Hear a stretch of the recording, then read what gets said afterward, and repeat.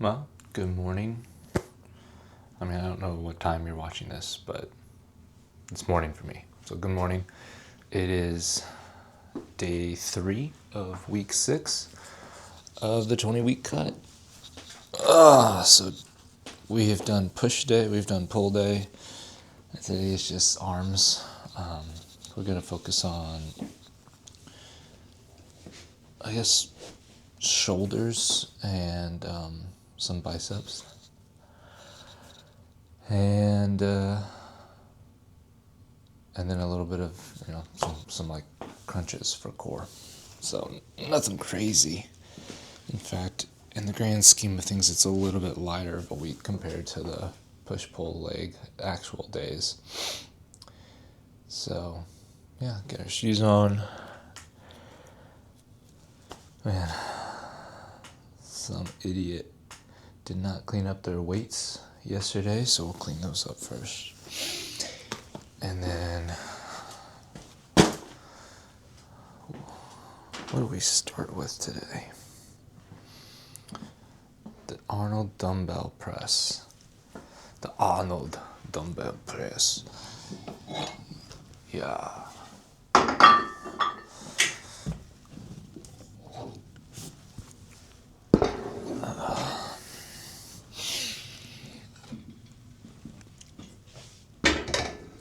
I think I'll just get the rest of that in a bit.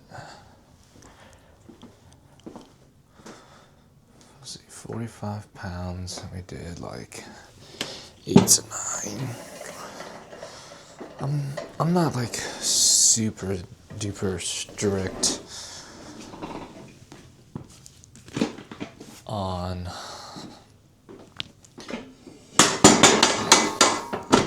like making sure I'm going up in volume and weight and stuff like that on these accessory days.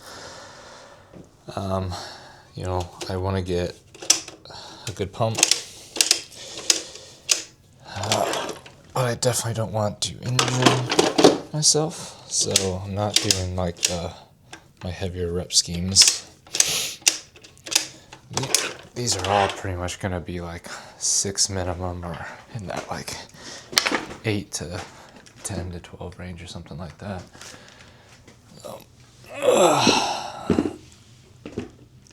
Push this back.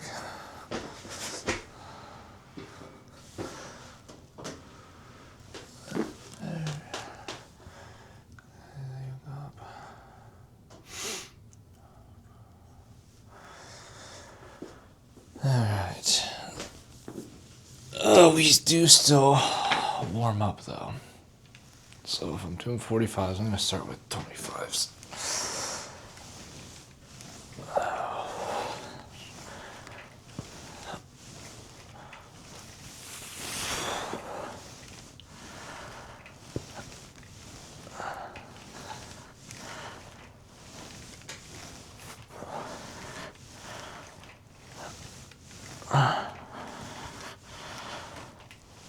Wow, 12 is good for warming up. So, like I said, day 3, week 6. Just to recap, this is a 20-week cut that I decided to start a few weeks ago. The goal is to lose 40 pounds, and that's like an estimate. I say 40 because I was like 210, but really I was averaging more like 208, 209. So there's a little bit of leeway there if we don't, get the full 40. If we get like 38 or 39, that'd be fine. It is a bit aggressive though. That is 2 pounds per week, which is kind of on the higher side of what is recommended for weight loss. And if you're first starting out on your weight loss journey, I wouldn't really recommend it unless you're really overweight, because then it's a little bit actually easier to lose the pounds. But like as you get lower in weight, it's harder to lose more of it. Basically, like the amount of weight that you lose as a percentage of your total body weight gets harder as your total body weight goes down, right? So if you weigh, 300 pounds, 10% is 30, all right? So 1% would be 3 pounds is easier than when you get down to 200 pounds, well, all of a sudden, 1% is only 2 pounds, not 3 pounds. So, it makes sense, right? The more you have to lose, the easier it is to lose. But anyway, 2 pounds is generally kind of like an aggressive rate of weight loss, and with it, there comes the risk of losing a little bit more muscle than what you would at 1 pound or a half a pound per week. So, consistent weight training with progressive overload and adequate protein intake becomes pretty important.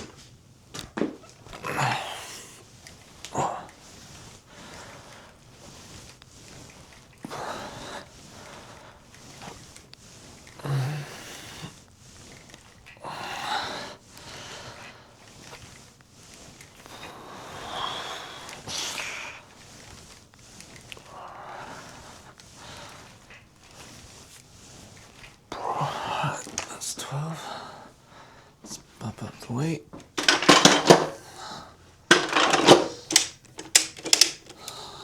I'll rest. So yeah, the reason that I'm going at this more aggressive rate, by the way, is number one, like, I wanted to be able to set a goal, and I had this trip to Florida coming up in March. When I was kind of thinking about starting a cut, it was like, oh, there's 21 weeks. Like, oh, 20, I could do a 20-week cut. And so, and I wanted to get down to, I knew I wanted to get down to a lean body fat percentage. 170 is about what I had done a couple of years ago. And I knew that was about 10% body fat for me. So that's the goal that I set. And I was also curious because I've never done like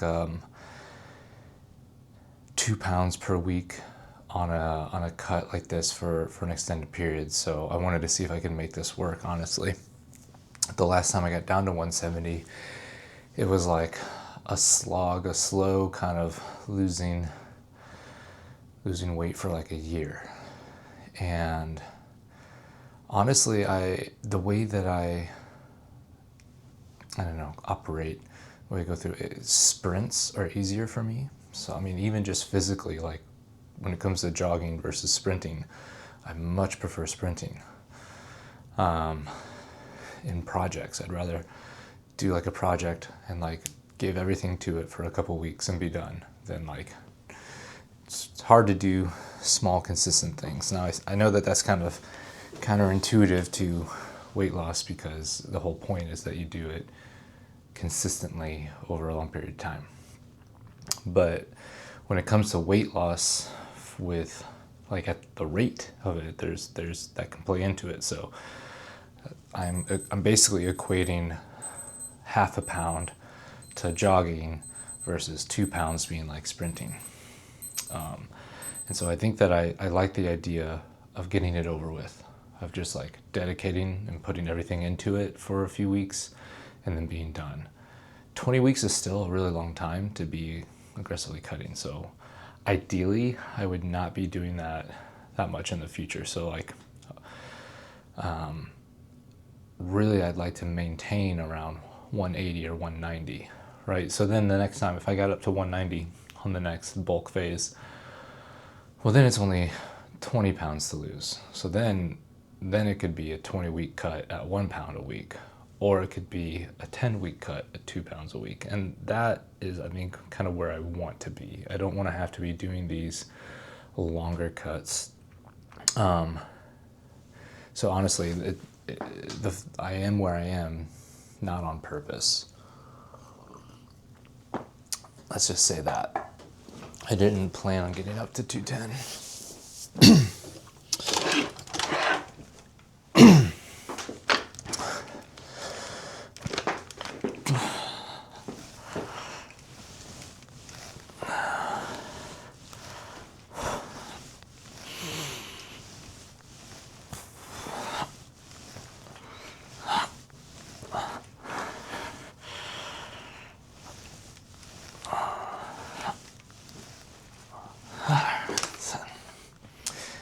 That being said, it's not like 210 was obese or anything for me. I was probably only like 24 or 25% body fat. So, I mean, it is, again, another part of the reason of doing this is to prove it to myself that I can do it. So even if I do want to maintain 180, 190 for a while, if I do want to cut back down to 170 and then I want to do a seriously long extended bulk and actually do it with the intent of bulking, not just what I did this last time was I continued working out just so I didn't lose muscle, but I was not paying attention to my diet at all. I was just kind of eating what I wanted. My mental health wasn't in the best place. So yeah, I mean, I think there was a period of a couple months, I think I was eating ice cream every night. So obviously you're gonna gain weight. And that was like kind of like over the period of about a year that I gained that. Well, really, I was down to 180 the year before, so really it was only like 30 pounds, but still, only 30 pounds in a year is not too bad, but yeah. So I want to prove that I can do the long cut or not the long cut, but the aggressive cut, and try and maintain that for a while, and then know that if I do want to go on a long bulk at some point, that, you know, cutting back down is a possibility. That's a reality that we can do it.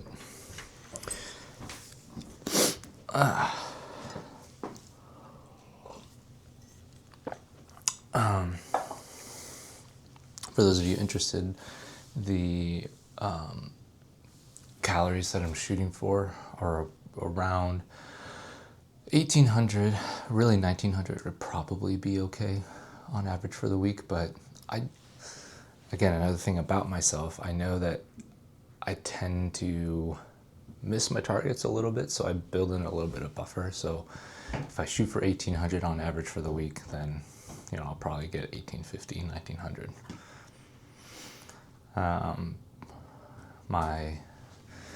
The reason that I'm shooting for that number is my resting metabolic rate is about 1990, and I actually had that tested, and that also matches what the like calculators for metabolic rate would be. So for my height, weight, body fat percentage using the Catch-McArdle, it puts me about just under 2,000 calories for my maintenance, for my resting metabolic rate. And then when you factor in activity, so the fact that I'm weightlifting 4 days per week, sometimes 5, I kind of estimate a 1.5 multiplier. 2 or 3 days a week, I'd probably say 1.4. If I was doing 6 days, or if I was also doing some cardio, I'd say 1.6. But 1.5 puts me at about 2,900 calories as my total daily energy expenditure. So 1,000 calories off of that should put us at 2 pounds per week.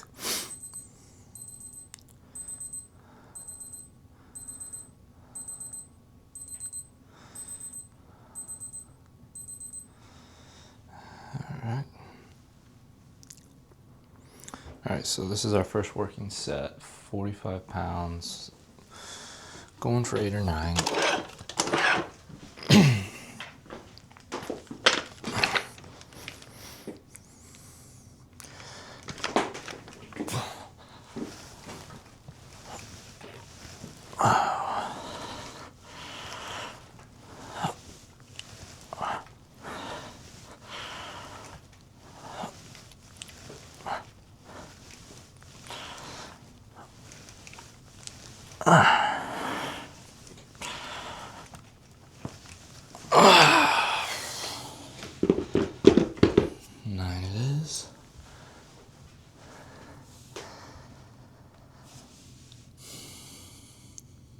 And if you're interested in an online calculator for your total daily energy expenditure. You want to know how much should you eat to gain or lose weight. I love Michael Matthews' website, Legion. I talked about his book, Bigger, Leaner, Stronger. That was really helpful for me when I was first starting out. They sell supplements and stuff on their website, but they also have these cool tools. So if I put in 200 pounds, age shouldn't really matter. Well, I'll show you. The Mifflin St. Jour really just goes off of your height, age, weight, and sex, and your activity level. That's just the multiplier. And you can see it's estimating about 2785. This is, I think, not super accurate for leaner individuals. For the average person who hasn't exercised in a while, who has a little bit more body fat, I think it is very accurate. The Cash-McCardle algorithm actually takes in your body fat percentage, and if I put this down at 20, you can see that's, bam, right where we were talking about, 2,900 calories. And this is estimating, 4 to 6 hours of exercise. You can do a custom activity multiplier, which is cool. So you can see at 1.55, it's a little high, but that 1.5, that's where I got that number. And you can see that's the same as what it was for 4 to 6 hours of exercise, which makes sense. So I said my resting metabolic rate was 1990. That's a little bit different than what it's estimating here as the basal metabolic rate, which is slightly different than resting metabolic rate. You know, TLDR, resting is you're doing nothing. Basal is also including stuff like your non-essential activity, NEAT, and some other stuff, I think. I don't know all the details. Anyway, let's look at what I was talking about. So you can see to lose 2 pounds per week here, fast 2 pounds per week, they've got it at 1911, so that's 1,000 calories. It's basically the way that they're estimating that, 65% or 1,000 calories for me. Slower, if I wanted to go a half pound, I'd really only need to drop down to 26. That's only like, it's like not even 500 calories, which is kind of crazy. And then the moderate 1 pound, that is 500 calories, is what it would be for 1 pound. So, and then you can also figure out to gain weight. So it's nice. I like how they show you the pounds per week, the calories, and the percentage of those calories based off of your TDE. So yeah, it's a tool that I like to use. It's pretty accurate. I really like that it lets you switch algorithms. So we'll get back to the workout.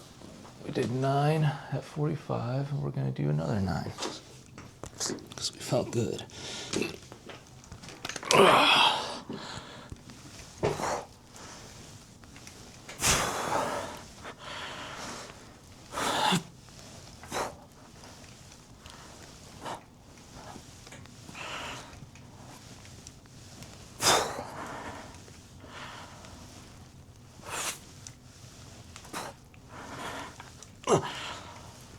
Oh, all right.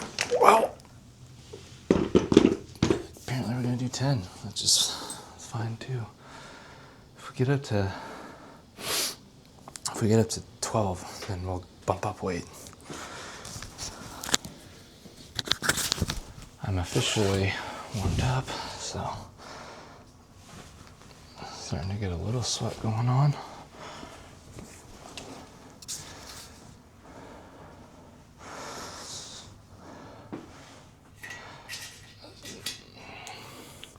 I think I'm gonna move this mic down.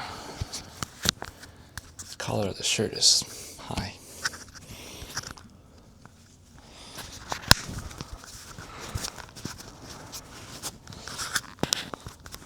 Silly me. Stopped the recording when I touched my mic.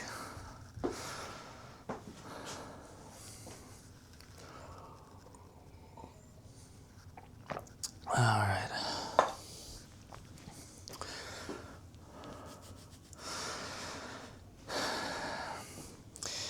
Got my daily driver here, guys. Coffee, almond milk, creatine, protein powder.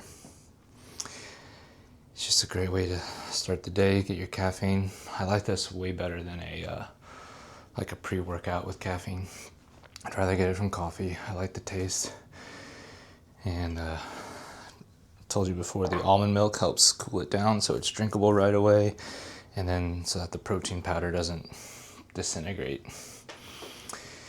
And then the creatine, well, that's creatine. Creatine monohydrate. Which reminds me, I need to order more.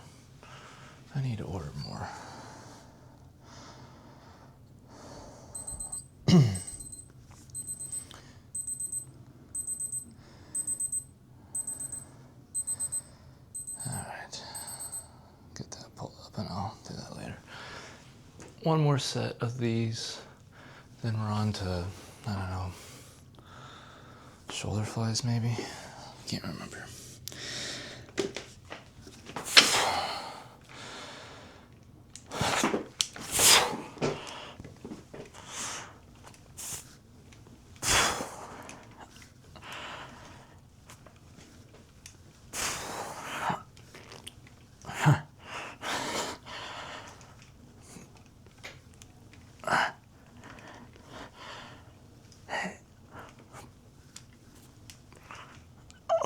Leave that one at 9.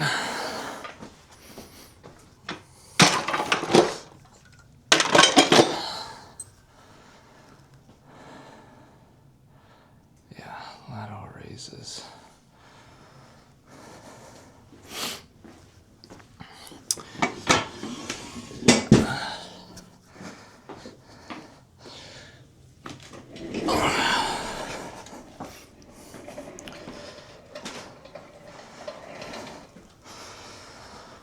Oh, we'll do a little bit of cleanup.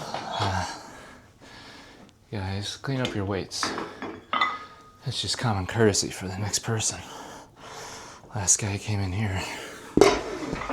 This asshole. Leaving out these weights. It was me.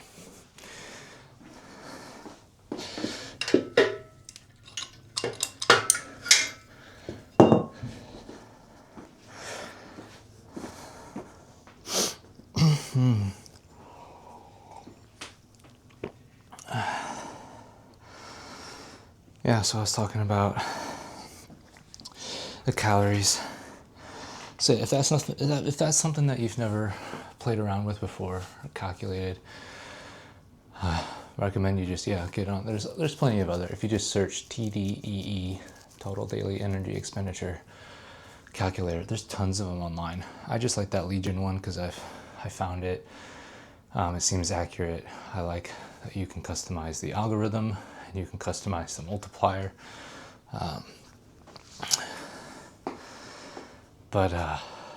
Yeah, I mean,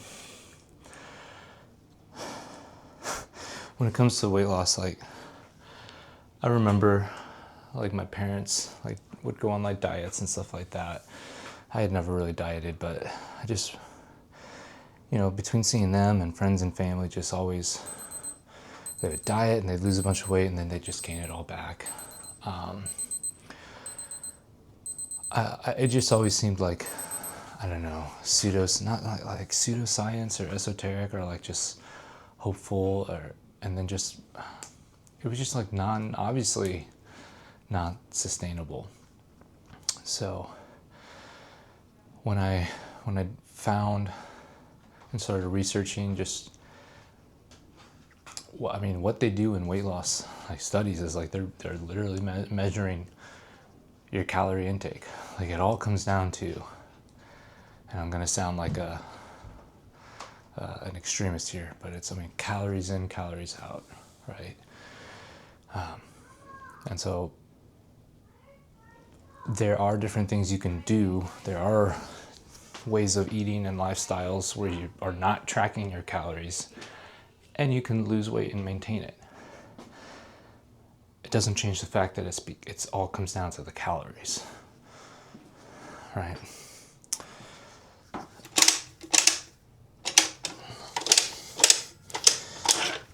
Alright, I've got, what did I do? I've got 20 pounds, and I did 12. Alright, well, if I get 12 again, we'll go up in weight on these.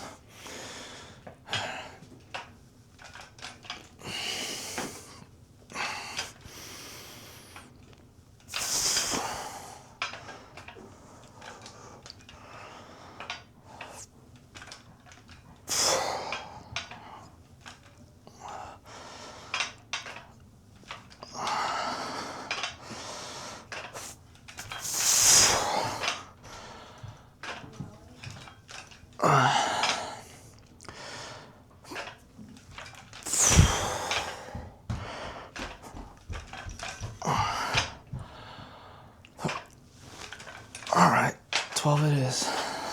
We'll go up. This is one of the only spots where I wish I had like 2.5 pound increments on those, because, you know, the lighter weight you have, and for things like flies, then obviously more weight makes a bigger difference. 2.5s would be nice, but I'll have to go up 5s on each side. I was talking about calories in, calories out. That's finding that out was a big unlock for me. So I started tracking my calories and my protein, and I started tracking fat and carbs as well, your macronutrients, back in 2021. And then I started realizing, you know, the more research is out there, like your carbs and protein, all in the grand scheme of things, don't really matter as much as your protein and the calories. So that's really what I focus on now. Now, if I were going to get like really serious into bodybuilding, I would definitely pay more attention to fat and carbs, because they will affect your, based on like when you work out and your sleep pattern and stuff like that. Like, it's clear how the glycogen in your muscles varies and stuff like that. So I'm not saying that they don't matter. I'm just saying for most of us, they don't matter. And like basically just whatever you eat, they're gonna be pretty evenly split. You know, some days you're gonna have more fat, some days you're gonna have more carbs. For me, you know, we could probably go back and look at my tracking and see how it, you know, what it averages out to over time. But I'm less concerned about that and more about how I look and how I feel over time.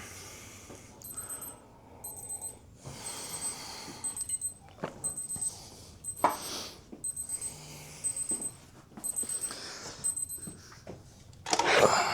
right, 25s.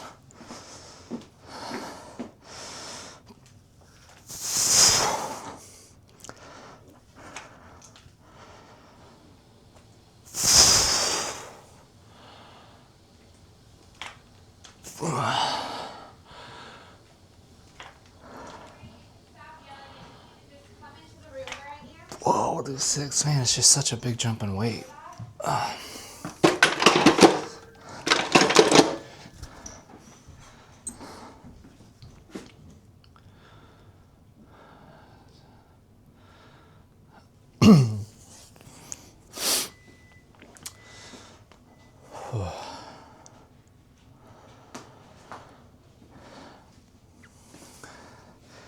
We talked a little bit about GLP-1 yesterday, and that's, to me, that just kind of yet again proves the calories in, calories out idea, right? Because all the GLP-1 drugs are doing is suppressing your appetite.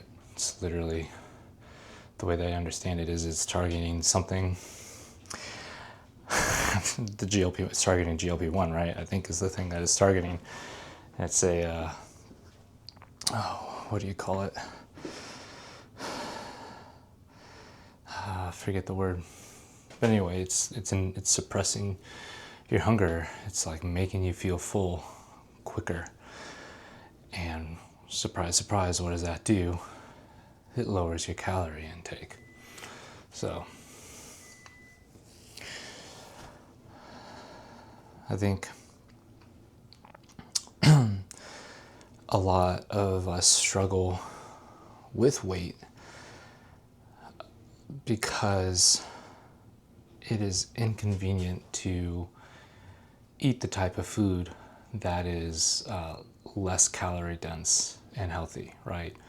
You think about like whole foods like fruit and veggies, or like cooking like meat, and especially lean meat like chicken, turkey, venison. It's inconvenient, so it makes sense. Like it makes sense because it's a lot easier to just go buy, the prepackaged food, and a lot of that when it's processed, a lot of the, especially when you just talk to chips. I was talking about tortilla chips the other day. I love tortilla chips. However, they're just incredibly calorie dense and very like low on the society. So the more that it takes more chips to feel full. And at the same time, they're very calorie dense. So that's the thing that kind of throws my estimating off when I track my calories and everything, right? Everything is an estimate always. Even the labels that they put on food are estimates. I think that the FDA will allow something like crazy, like a 20% error of margin is like the tolerance that they can put. So, if it says it's 100 calories, it could be 120 calories. Isn't that crazy? But all that to say, you're always estimating. But the thing that really gets me is when we go to a Mexican restaurant, and man, I probably say that I eat like an ounce or maybe even 2 ounces of chips. That's 28 grams or 56 grams. That's typically for a bag of chips. That's like 120 or 160 calories, per ounce. Maybe even more.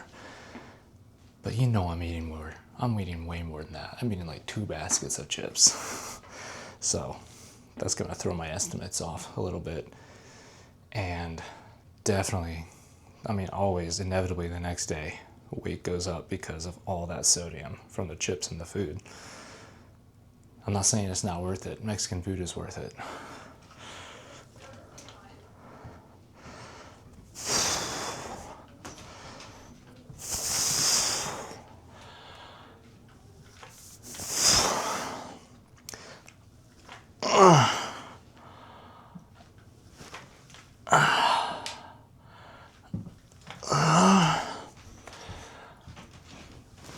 All right, hey, that feels better.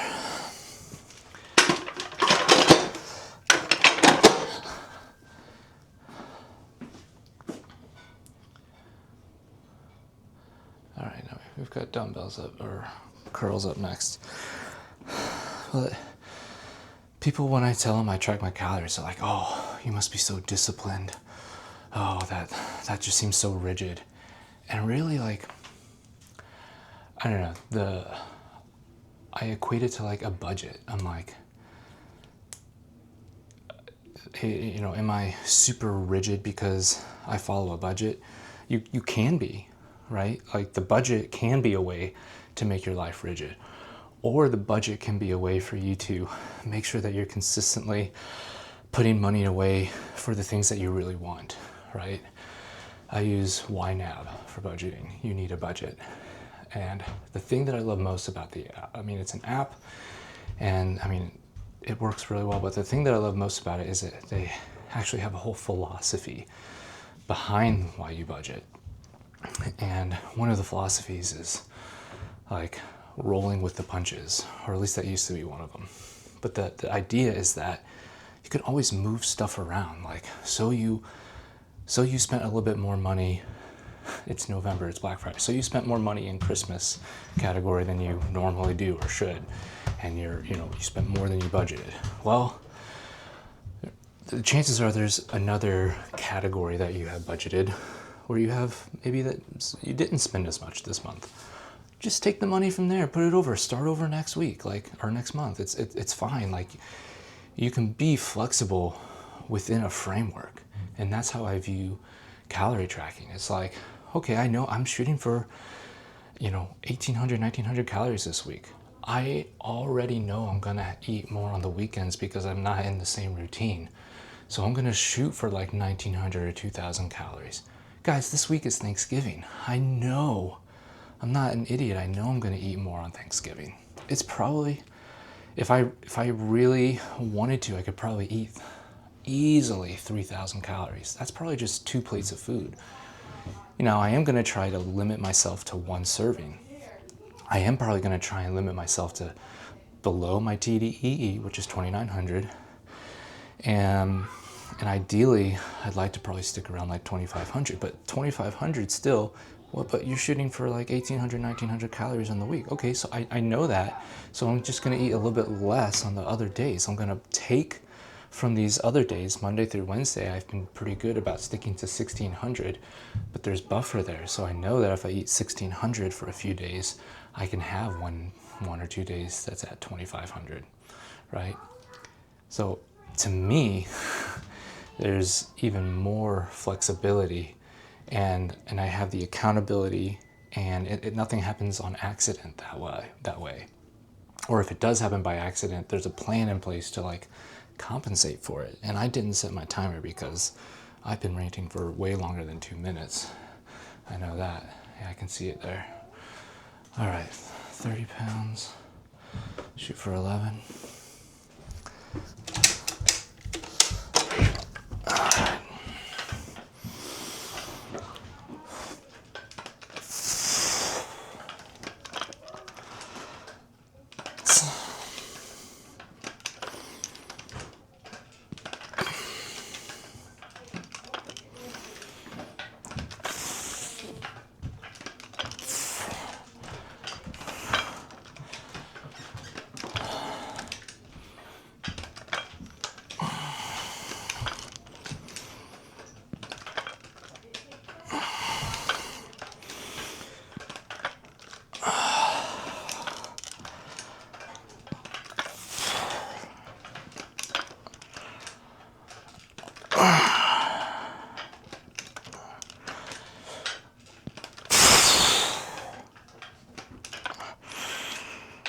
All right, 12.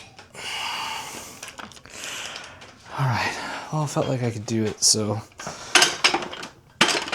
I did it. I hit 12, which means we'll go up to 35 the next one. We'll be tired, but we'll go up in weight anyway and shoot for well, when we did that with the lateral raises, it bumped us down to 6, and then we did 8, so I'm gonna shoot for that, at least 6. 8 would be like the ideal.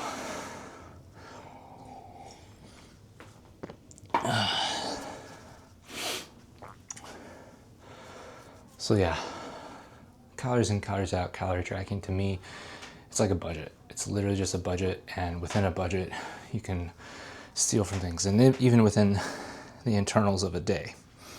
So I just talked about like how the week averages out, but even in a day, I will look at the day and think about, if I know like that we're going out to eat, a lot of times I'll just put in an estimate at the very beginning of the day. So like I talked about Mexican earlier. I have like gotten Mexican to go, and I have separated out, I get arroz con pollo, it's chicken and rice. I have separated out the chicken and the rice and kind of weighed it and gotten a good estimate of what a decent estimate for going out to food, right? Of what the calories are for that. So, and even if I hadn't done that, you still can, go on Chipotle's website and figure out what like a steak burrito would be and order a steak burrito. Anyway, so you know that, okay, I just blew 1,000 calories at dinner. It's the morning time. I only have, call it 2,000 calories for the day. I only have 1,000 calories for the rest of the day, so I need to stick to 500 for breakfast and 500 for lunch. And then you plan accordingly. Another tool that I like to use is intermittent fasting. And it's one of those things where people used to like harp on me for not eating breakfast. They're like, it's the most important meal of the day. Like, you can't skip breakfast. But like, what the research says is that the most important meal of the day is, yes, the first meal that you eat when you break your fast, but it doesn't really actually matter when you break your fast. So I'm not hungry when I wake up, and I like to capitalize on that, especially when I'm in a cut. If I'm not hungry, then I don't need to eat right away, and so I can push off my calories a little bit longer. And so I won't eat till at the earliest 10 o'clock, sometimes 11 or noon, depending on when I get hungry. But that gives me that almost like a whole meal that I can just push back and say, well, I don't need to start eating calories until lunchtime. Maybe I have a little snack before that, but yeah. So you can always just kind of pull calories from another part of the day to, if you're going to have a higher calorie part, or if you have a big breakfast, just know that, okay, what am I going to do for dinner? Because I know that by the time dinner gets around, I'm only going to have 200 calories left. So then you're talking about, it needs to be like low calorie stuff, carrots, pickles, maybe some chicken breast, or like a soup of some kind. That's something that's going to be filling, but low calorie with some protein. So you can be thinking about that, and you can borrow and shift around. All right, try and get 8 of these.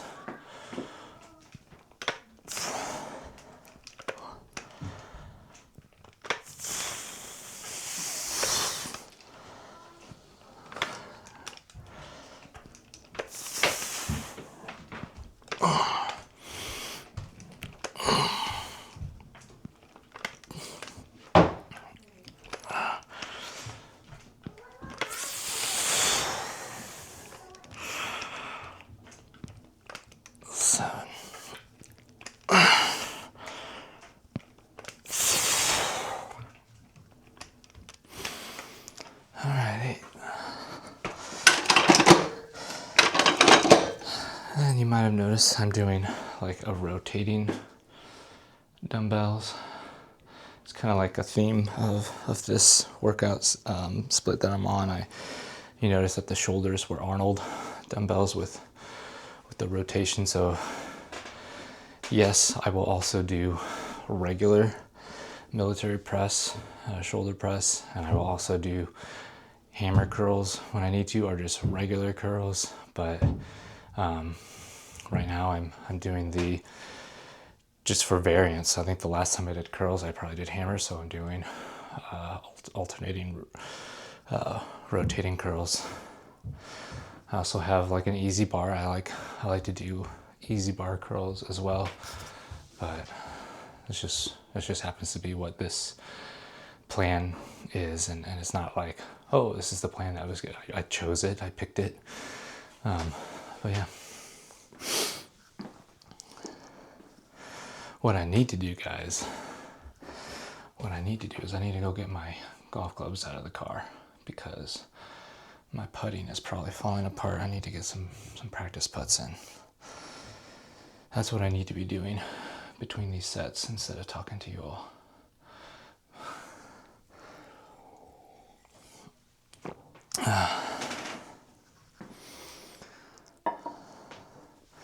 I could use my daughter's.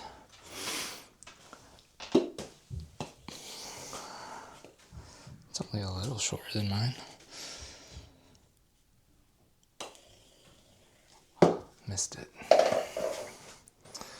Oh, I bounced off the wall and went in. We'll call that good.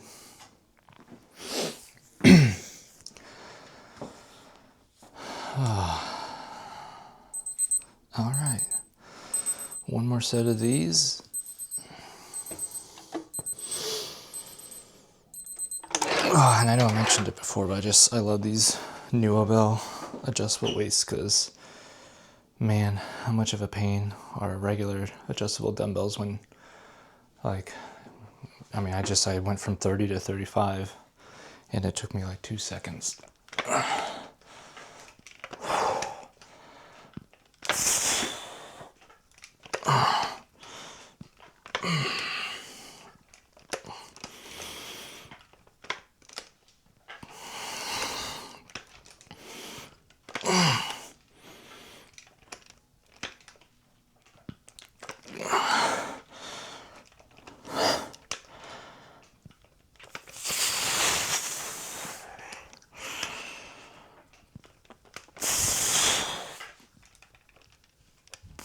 All right. That's 8.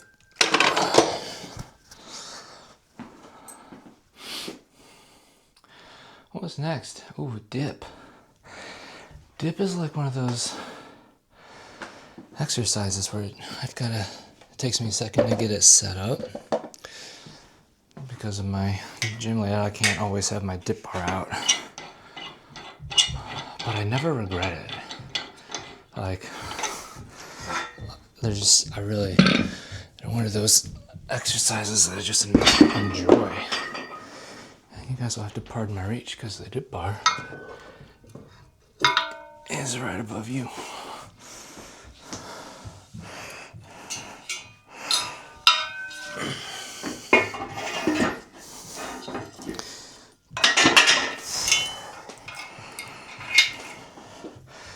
And guys, this is why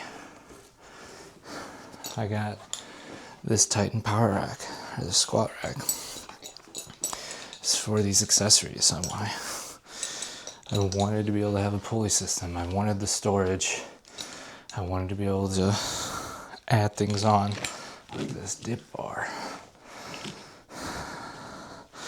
Now, I'm not doing a crazy amount of weight. I just hadn't dipped.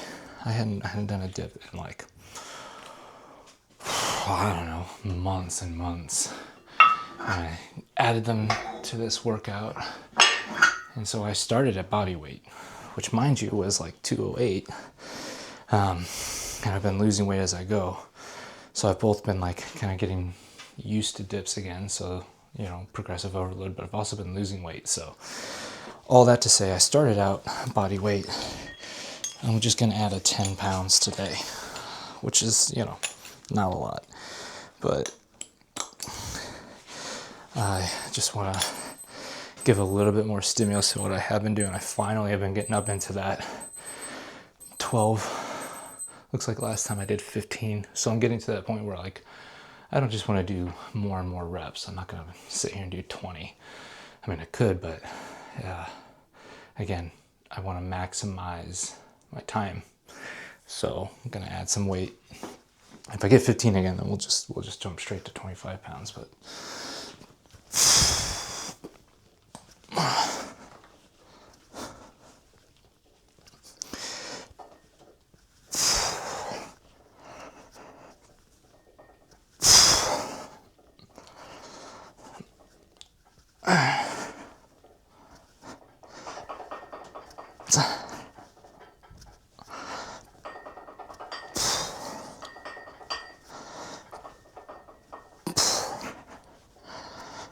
yeah, and I think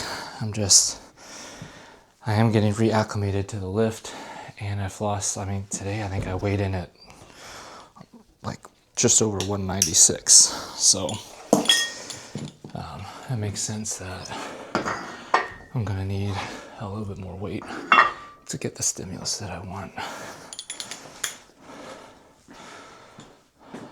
So I'll put 10 pounds at 15. And we'll grab a 25.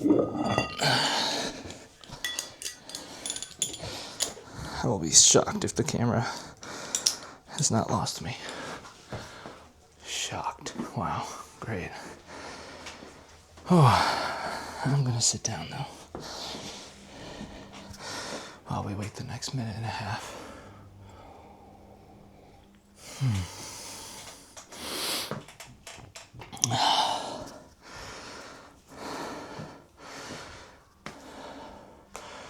Receptor. So that's what it's called, GLP-1, a receptor. My brain is not as sharp as it was. You remember?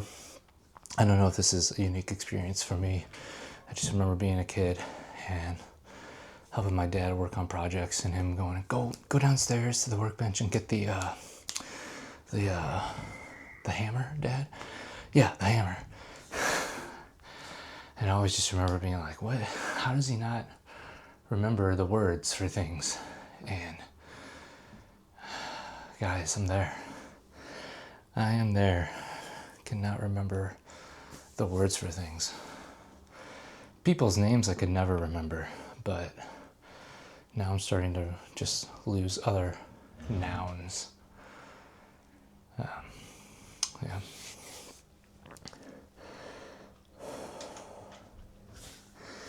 All right.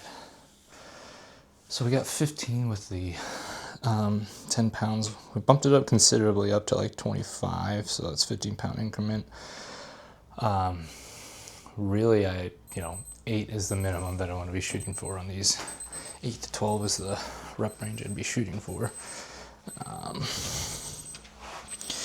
Let's see what we get.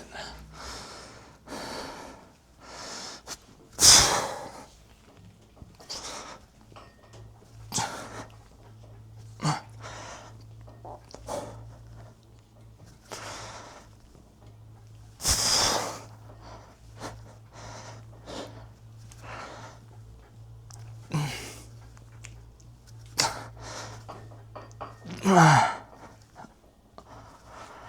right, 12. I could probably do more, but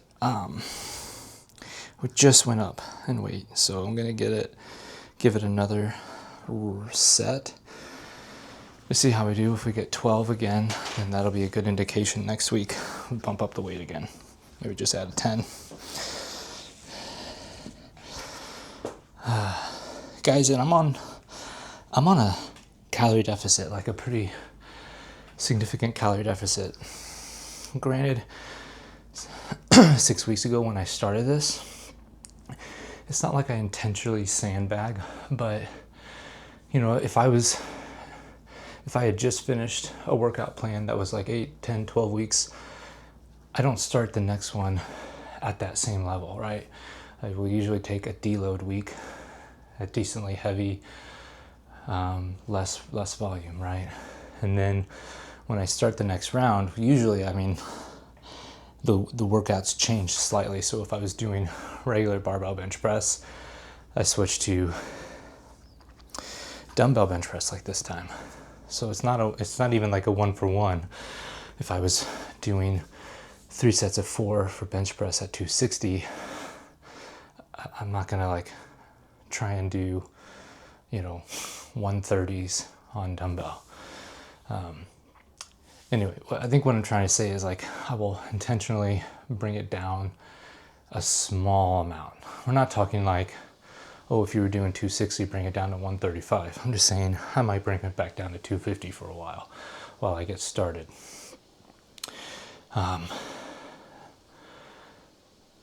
Some of you may know more than me and say like, well, that's stupid. You shouldn't do that. You're losing gains. I'd love to know. I'd love to know that actually. But for me, it feels like my body needs that deload week to kind of rest and then to like go into something anew and feel like I can push a little bit. And again, the goal is to get back up and to exceed where I was on the previous one. But it feels like it's easier to do that if I just dial it back, like even just 5-10 pounds, So all that to say, I'm on a calorie deficit, severe calorie deficit, and I'm still able to do progressive overload, right? It will get harder. The more weight I lose, the longer I'm doing it, the more my metabolism catches up. It will get harder, but like it's doable, right? You should be, especially early on, in the first few weeks, you should be able to be adding reps and or adding weight as you go. Because if you're not, then you're not getting the same stimulus each week. You're not using your muscles to the potential, because ideally you are breaking the muscle down, right? Like you are pushing yourself to where that muscle's breaking down, and it's getting a little bit, stronger every week. I don't know how it all works. Like obviously that's well and dandy if you're getting your maintenance calories in a surplus. I don't know exactly how the science works out when you're in a deficit. Like how can you still do more with less energy? But that's I don't know. That's the way it be, as far as I know. Again, someone like, I would, this is where I'd be like, I wonder what that's about. And I'd go, probably first I'd go look at Dr. Lane Norton's website or his YouTube channel, see if he has anything on it. And he usually will have something on it, and then we'll refer to research papers that will back it up. And that's what I love. I love actual clinical research that is either proving or at least theorizing on these certain aspects of nutrition and exercise.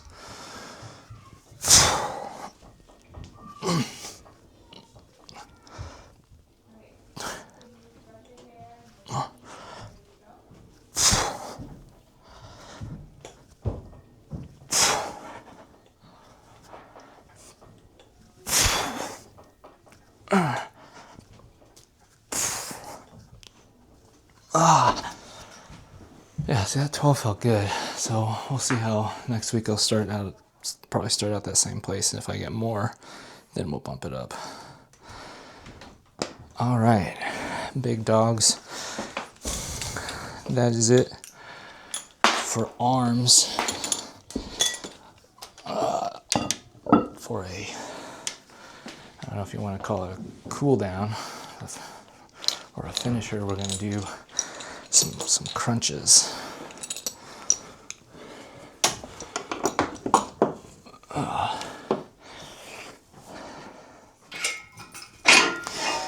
For as much as the world loves abs and how abs look, I don't work on them a ton. I should work on them more. That's why I'm including them in this round of workout. But it's been a while since I have worked on them, so I'm starting easy with just like some crunches. I'm not doing cable crunches or full sit-ups or suitcases or any crazy ab workouts, just regular old vanilla crunches.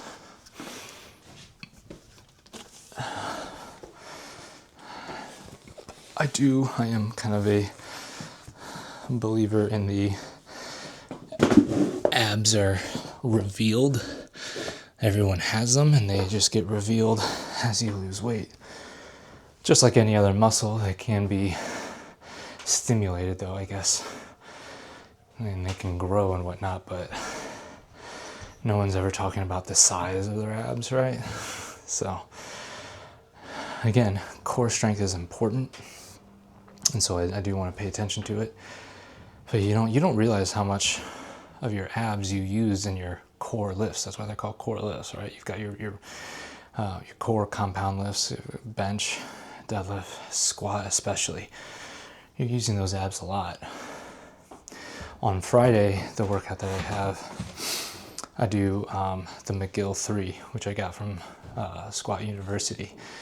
And that focuses on just, it's not like your typical like crunching type stuff. It's more about concentrating on flexing your core and breathing, because that's what you use your core for in your lifts.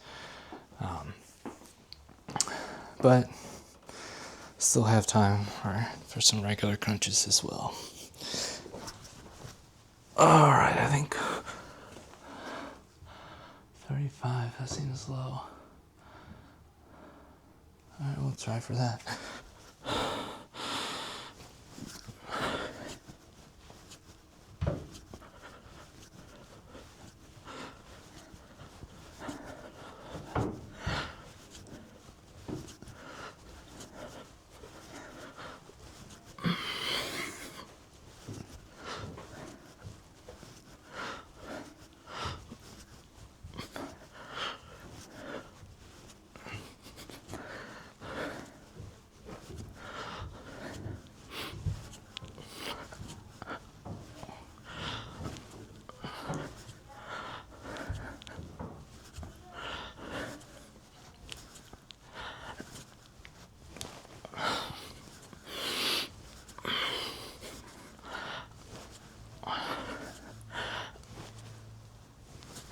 All right, I did 45 because That felt more right.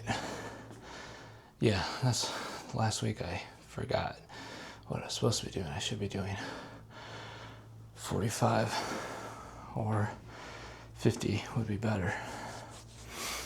I think I'm gonna lose the mic. It feels like I'm gonna like bumping it and stuff. Oh, it did lose me. That's all right.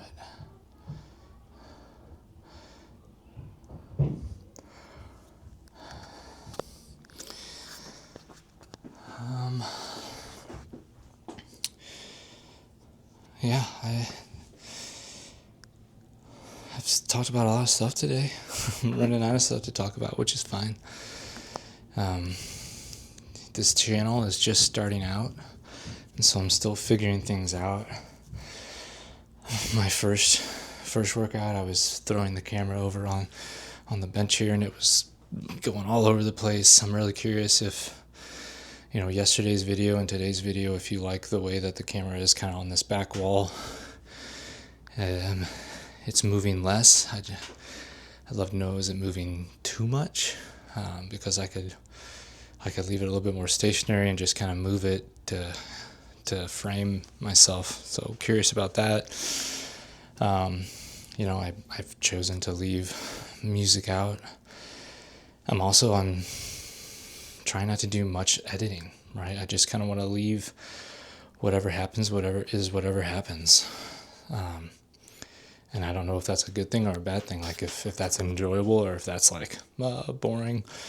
I'm trying to at least add timestamps so that like if you want to skip to a specific spot, you can. But yeah, the channel's called Almost Jacked because, we're not a bodybuilder. We're not, Arnold in his prime or anything. We do have more muscle than the average bear, and we are mildly or moderately jacked. Almost. We're almost jacked. It's supposed to be tongue-in-cheek. It's supposed to be kind of funny. Like, I know that I have more muscle than the average person.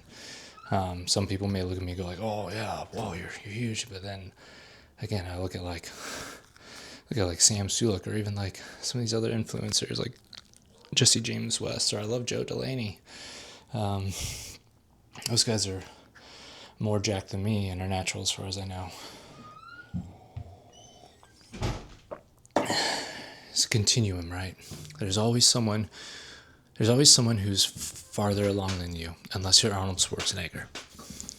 There's always someone who's one step ahead or multiple steps ahead. And then there are usually people who are, steps behind too. And we can get really caught up in comparing ourselves. But I don't know. I don't think that's really what it's all about. For me, it's about comparing myself to what I was yesterday, the week before, 10 weeks ago, 20 weeks ago.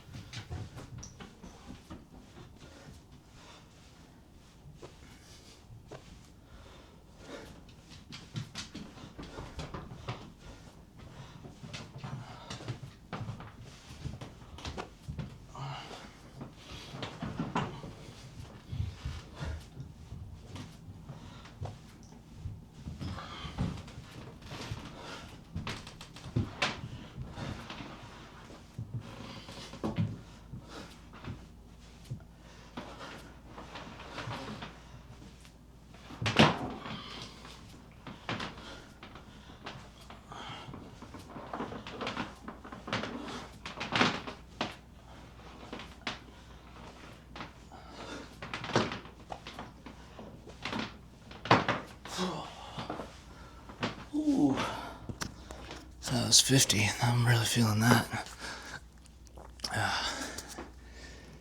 Yeah, the camera really doesn't like it when I go low down like that.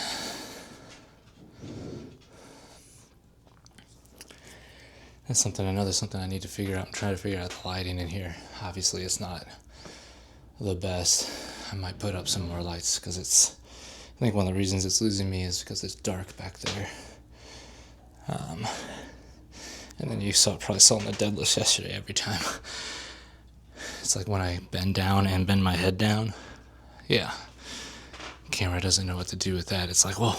It's like a toddler. Like, oh, where'd your face go? You're gone. You're invisible. That's amazing. Guys, did you see that? He's invisible. So I'll probably have to just somehow make it not track when I do things like that. In fact, what better way to... No. Oh, that's interesting.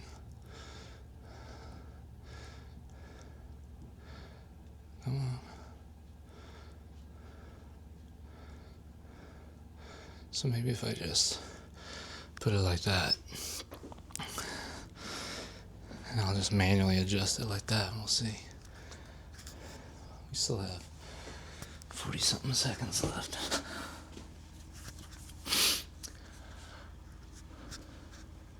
Yeah, I spoke a little bit about financial budget today too. That's one thing I'd love to talk a little bit more about. I don't know. It's not like it's super common for someone to have a fitness/personal finance channel, but I am interested in that sort of topic, and if some of you are interested in it, obviously there are places where it overlaps. Like, I think the correlation between a calorie budget and a financial budget are is a very good one, very pertinent. But then, and then how to budget for food items and fitness items, exercise equipment and stuff like that. But even if there's just regular finance stuff, I mean, I think there's a whole 2 people that have watched the channel so far, so I'm asking questions into the ether. But I am, just want to make, in the time that I have, I want to make useful things that people will find interesting and want to watch. So I'm not a full-time influencer. I have a day job, and I try and do this, as much as I can in my spare time with a family and stuff. So, let's be reasonable.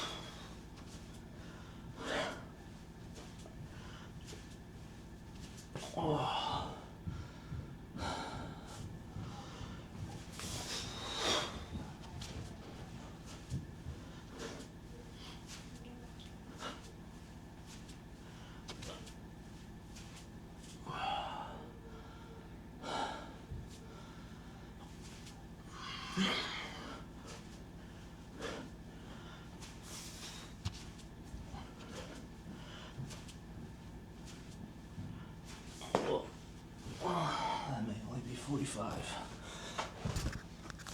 Alright guys, I think that was only 45, but that's okay.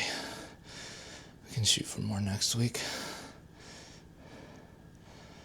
Should be it, right? Yeah.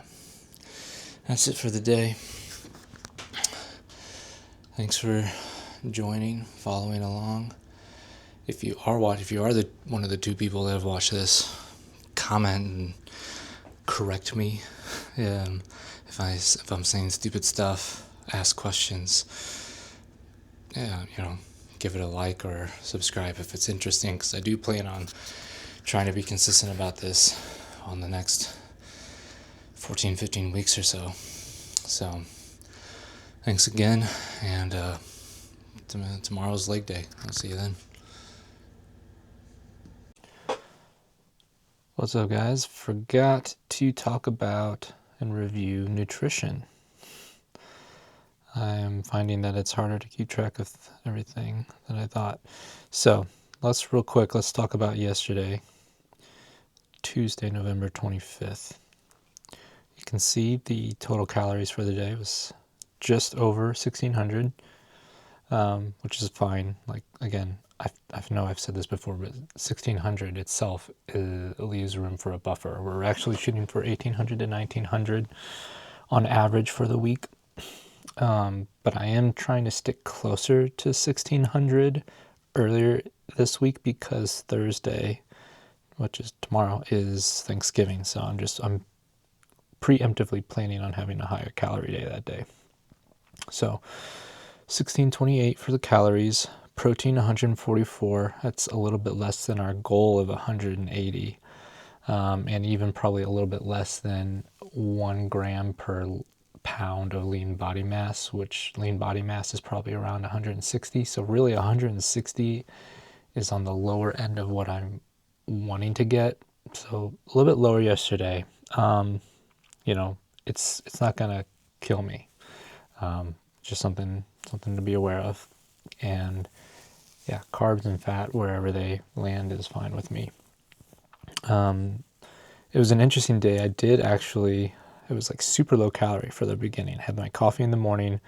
I had that venison Mexican cabbage soup for lunch, and that's just like a super low calorie soup, which I love. I had a little bit of leftover grilled cheese sandwich from my son, so that's, I'm just estimating there. That's probably pretty close, probably 100 calories for the little bit that was left, and some Chomp mini bars. So going into like the end of the day, I was only at, just over 400 calories. So I went ahead and splurged on some spaghetti noodles. So the carbs are obviously not going to have a lot of protein. But the spaghetti sauce was made with venison, so it was a little higher protein. So you can see for dinner I had 42 grams of protein for 460 calories. So close to, not quite at that, 10 grams of protein per 100 calorie ratio that I like to get. So to make up for that, I had some protein cookie dough. It's a recipe I found on Instagram a long time ago. It's really yummy. It's basically just protein powder. It's casein protein powder with regular whey protein powder. The base is oat flour. You've got a little bit of peanut powder, some vanilla extract, some butter extract, almond milk, sugar-free maple syrup, and some chocolate chips. Ends up being really yummy. You can also add in some stevia for a little bit more sugary flavor if you want. But yeah, and then since I had more calories to spend, I felt like popcorn. So I was originally going to have a whole bag, but then I remembered Thanksgiving. That would have put me at over 1,800 calories for the day, so I cut the bag in half. So I only had one microwave bag of popcorn, half of that. So yeah, overall not too bad. That was yesterday. Today so far we've had a morning coffee, and I just ate a little cup of yogurt to kind of bridge the gap between the morning and lunch. And again, I'm going to shoot for around 1,600 today, so that tomorrow, which is Thanksgiving, I can go ahead and have closer to 2,500 calories and still meet the goal for the week. We can also look at the weight. You can see it's still estimating 24.6 body fat. Again, probably a little bit lower. That's fine. Calories, that's lining up with what we had yesterday. Weight, we dropped weight down to 195.4 today. Yesterday was 195.9. So the average for the week is 196.4. That's good. I imagine tomorrow being another like 196-ish day. But then I imagine Friday and Saturday will probably bump up due to higher calories and sodium intake. So I would predict that we won't probably hit our goal. Should be like 196.1. I predict we probably won't hit that. We'll probably be like, well, I don't know, 197, maybe even 198 by the end of it, just depending on how much the water weight affects our weight. But I'm kind of expecting that just because of the higher calorie Thanksgiving Day. That's not going to discourage me because I can see clearly that I am losing the weight. And then we'll look at the average, and then we'll see how that goes against the next week. But yeah, I think that's it.